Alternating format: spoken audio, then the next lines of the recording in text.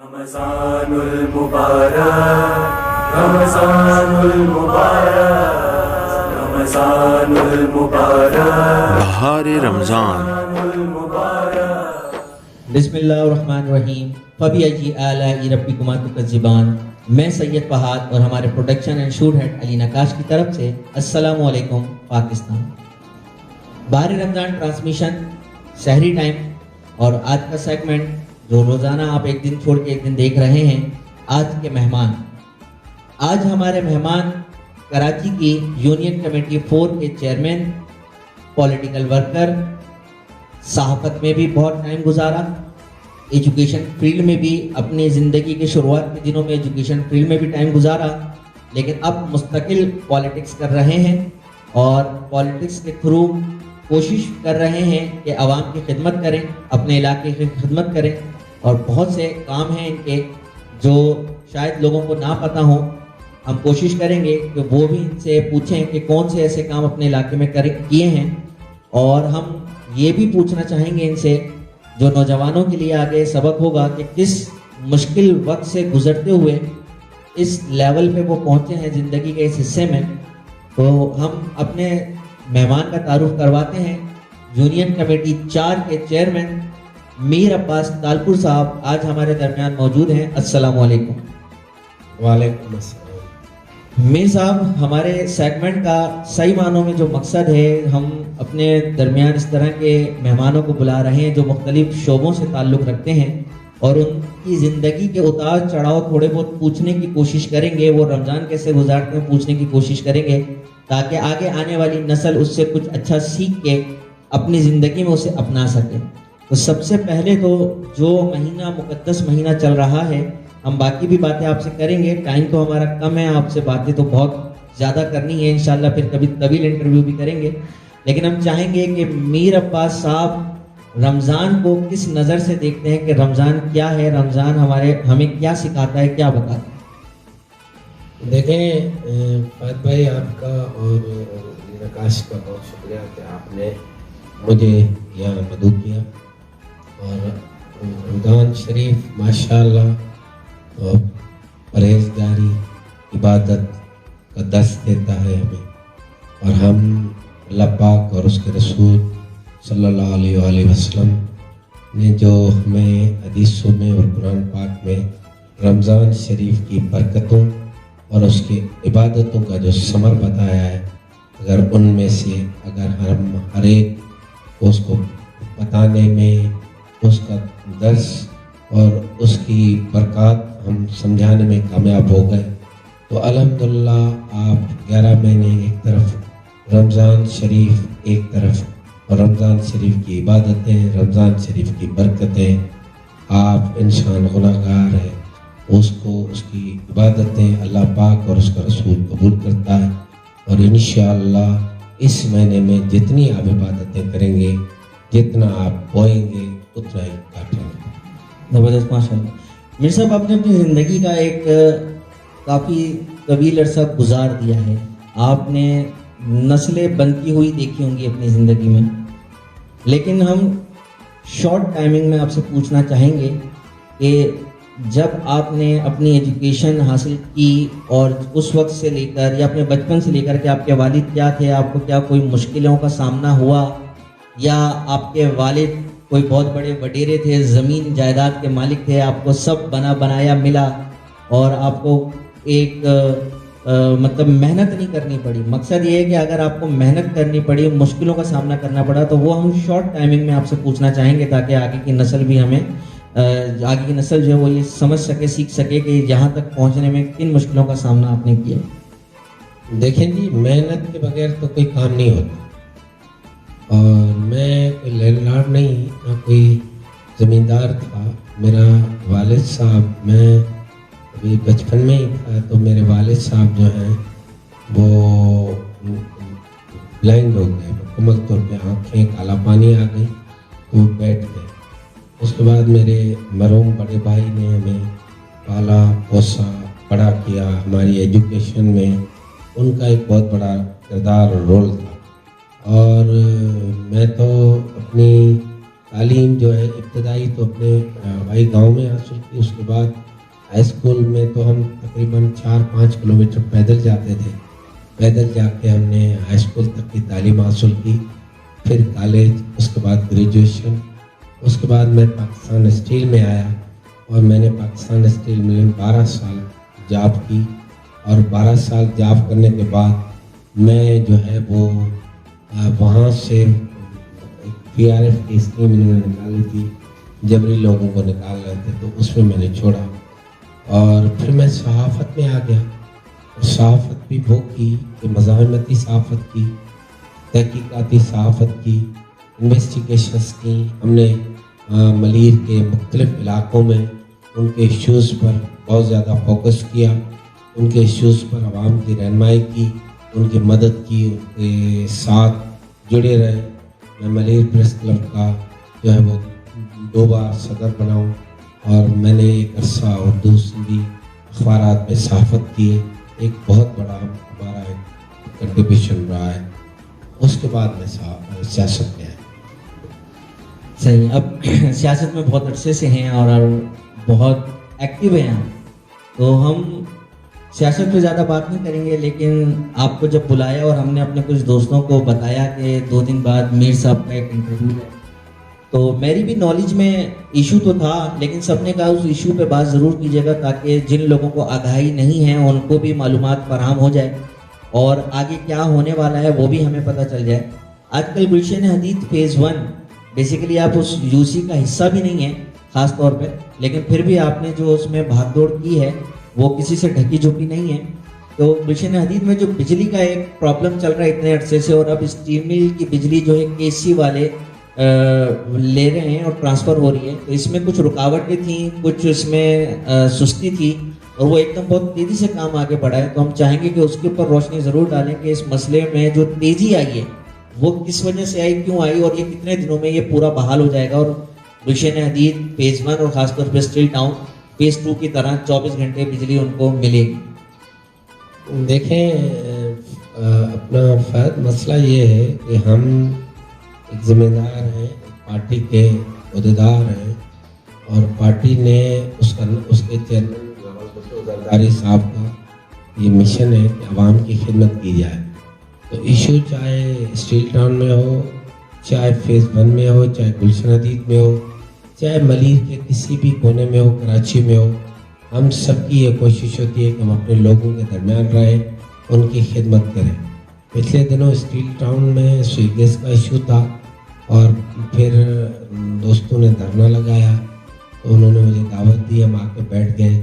11-13 گھنٹے ہم نے ہائی وے پہ دھرنا لگایا, اور 13 گھنٹے میں پھر ہم نے مینجمنٹ کے لوگ بیچ میں آئے, تو پھر 4 جو ECM کے ممبرز ڈائریکٹرز ہیں ان سے ہماری میٹنگ ہوئی. اس میٹنگ کو چیئر ہمارے MP مسٹر محمد سعدی جوکیو صاحب نے کی, اور اس کے ساتھ ہم نے وہاں پہ کچھ ایشوز ڈسکس کیے, جس میں بنیادی اور اہم ایشو فیز 1 کی بجلی کا تھا.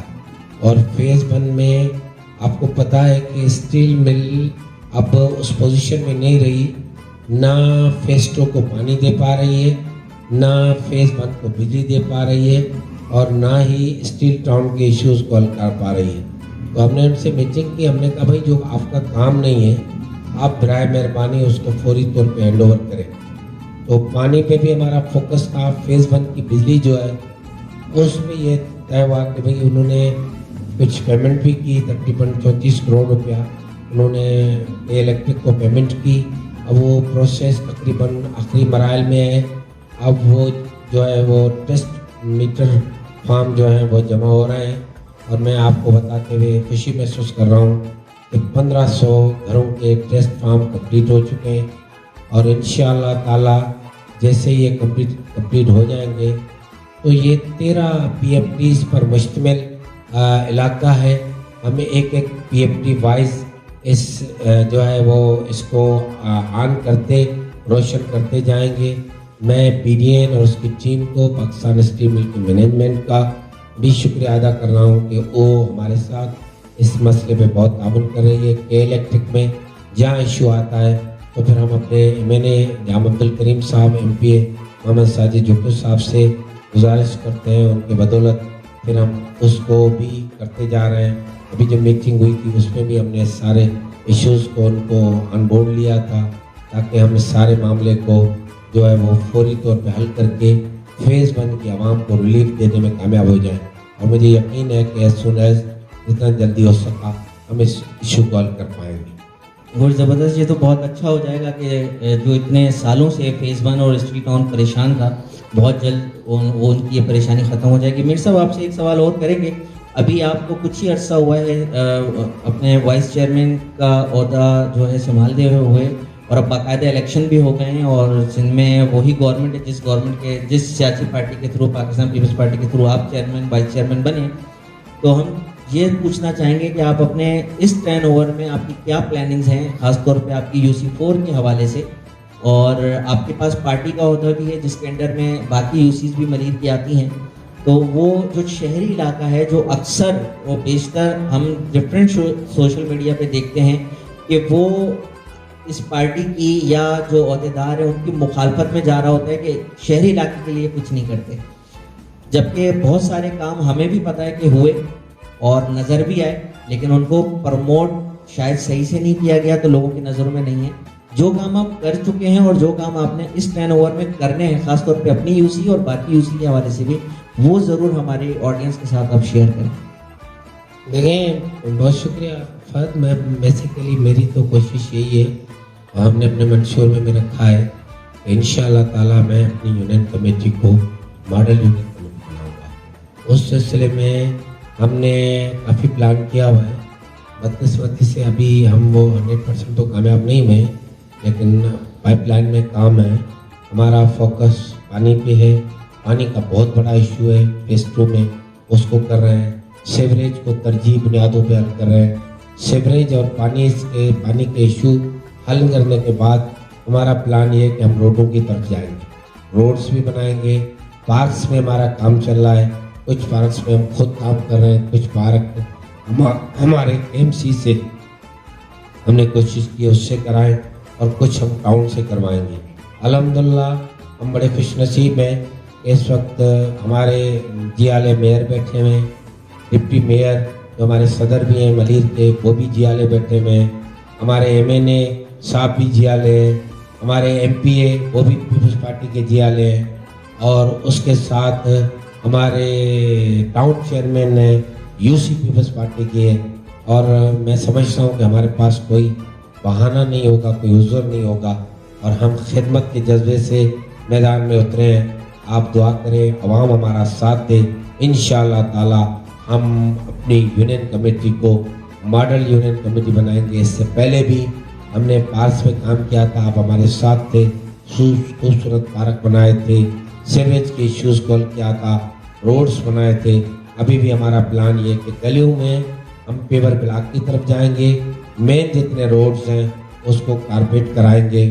میں عوام سے گزارش کروں گا, ان سے میری التجا ہے کہ برائے مہربانی پانی بہت قیمتی ہے, لیکن جہاں جہاں جن علاقوں میں پانی ملتا ہے وہ اپنے گھروں میں فٹ بال بھی نہیں لگاتے, وہ پانی روڈوں پہ آتا ہے.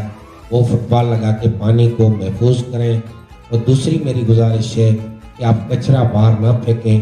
سندھ سالڈ ویسٹ مینجمنٹ کی ٹیمیں آپ کے پاس آ رہی ہیں, ہماری UC کا اسٹاف ہے, گلشن حدید کمیٹی کے لوگ ہیں, وہ صحت و صفائی کے حوالے سے آپ کی بہت بڑی خدمت کر رہے ہیں.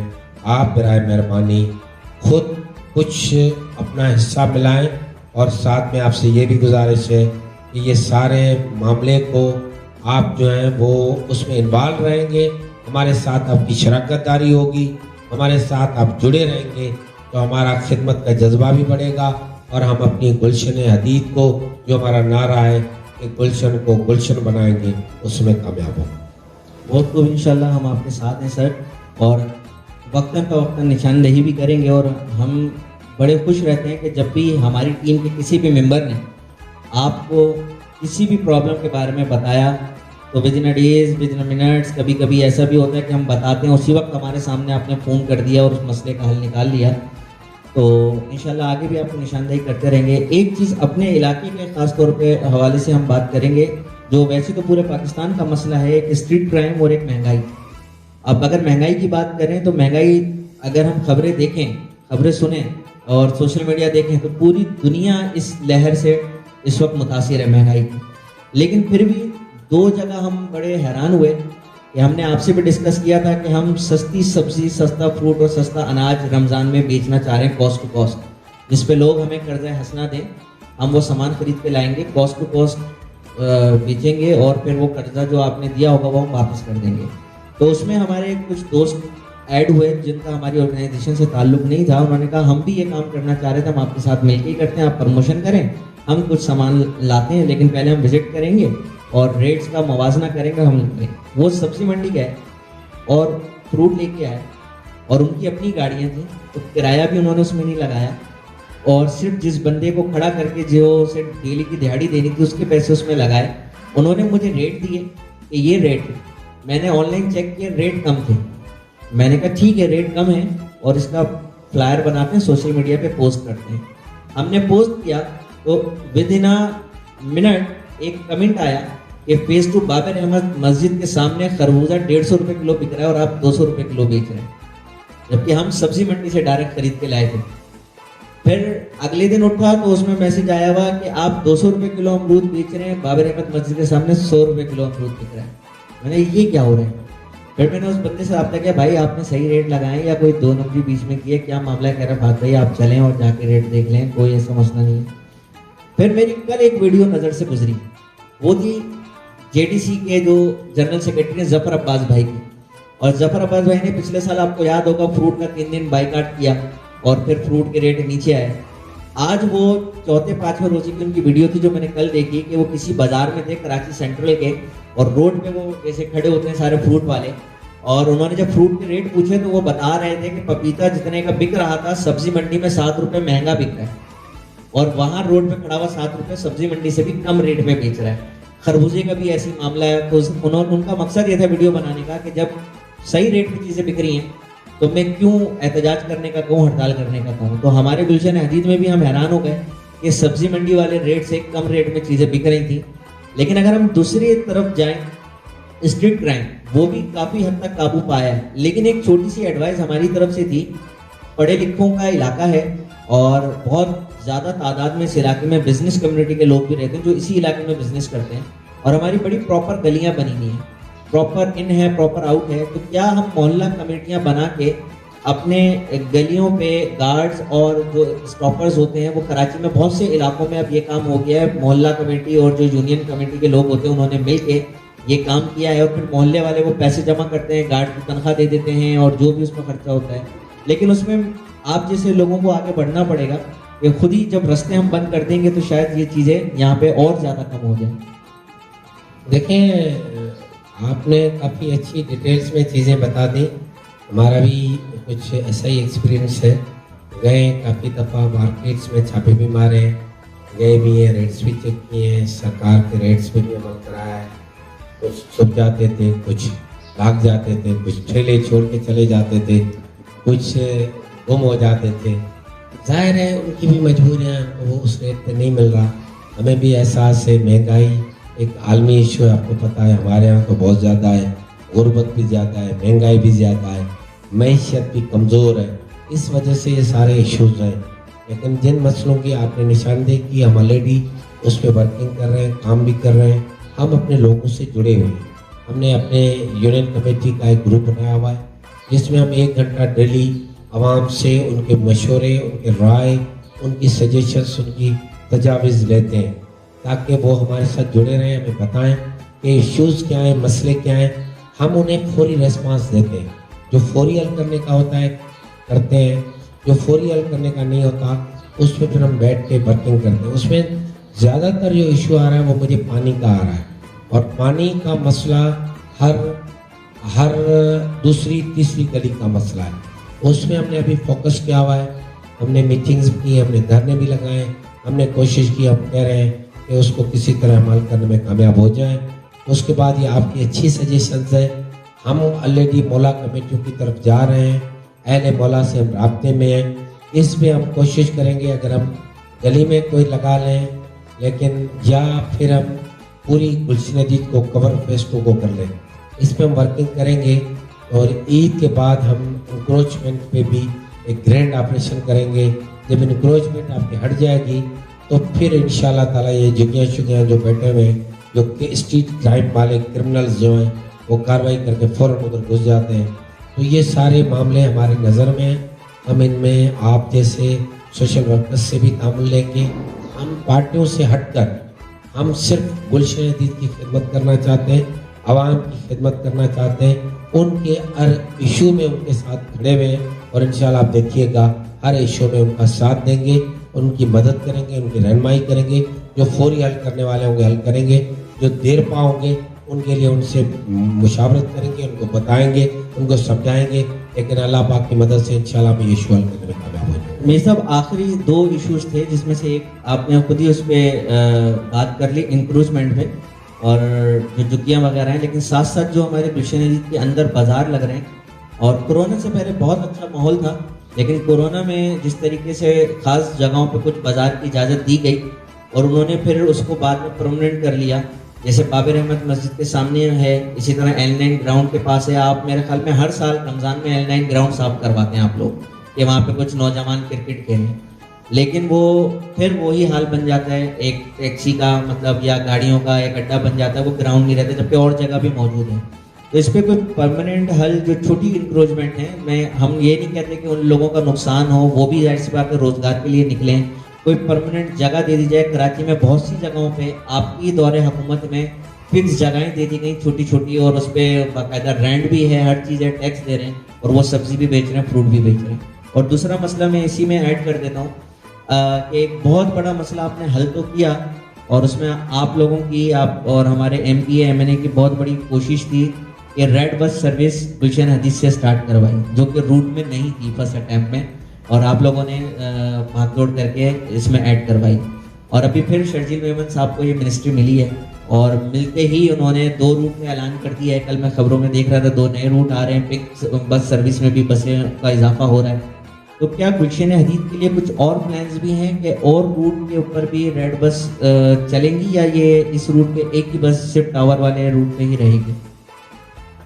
دیکھیں, کوشش تو ہم یہی کر رہے ہیں. ابھی ہماری کوشش تھی کہ ہمارے ساجد صاحب نے کہا تھا کہ میں جو ہے وہ جناب عبدالکریم صاحب نے الیکشن میں بھی اس پہ کہا تھا کہ ہم کوشش کریں گے جو ہمارے یہاں خواتین جاتی ہیں جابس کے لیے, ان کے لیے ہم ایک پنک بس کا روٹ لے لیں. تو اس میں ہم کوشش کریں گے. آپ کی 150 بیڈڈ ہاسپٹل بن رہی ہے, بے نظیر ڈسپینسری الحمدللہ, وہ اس کو پھر ریپیئر کیا جا رہا ہے, اور بہترین طریقے سے اس کی جو ہے وہ سارا اس کا کام ہو رہا ہے. اور ہماری کوشش ہوگی کہ اس کا افتتاح ہمارے MPA MNA سے کروا کے 24 آور آپ کی یہ سروس جو ہے وہ میٹرنٹی کے ساتھ شروع کر دیں گلشن حدید کے اندر. تو یہ بھی ایک بہت بڑی فیسلٹیز آپ کو ملے گی. ہاں, تو آپ نے سجیشنس دی ہے کہ اس کو صفائی کر کے پھر کوئی رینٹ کا سسٹم کیا جائے. اس میں ہم بیٹھیں گے. اس میں مسنگز بھی بہت ہوتی ہیں, اس میں تنقیدیں بھی بہت ہوتی ہیں, اس میں الزام بھی بہت لگتے ہیں. ہم کم سے کم ایسا کوئی کام نہیں کرنا چاہتے جس میں کوئی ہم پہ انگلیاں اٹھائے. الحمدللہ اللہ کا کرم ہے کہ آج تک ہم نے صرف اور صرف صاف ستھرا کام کیا ہے. ہماری کوشش ہوگی کہ ہم آپ جیسے کمیونٹی کے لوگوں کو ساتھ ملا کے آپ لوگوں کی سجیشن سے پھر کوئی راستہ نکالتا ہے تو ضرور نکالیں گے. ویسے ہماری اپنی کوئی پرسنل اس میں رائے نہیں ہوگی.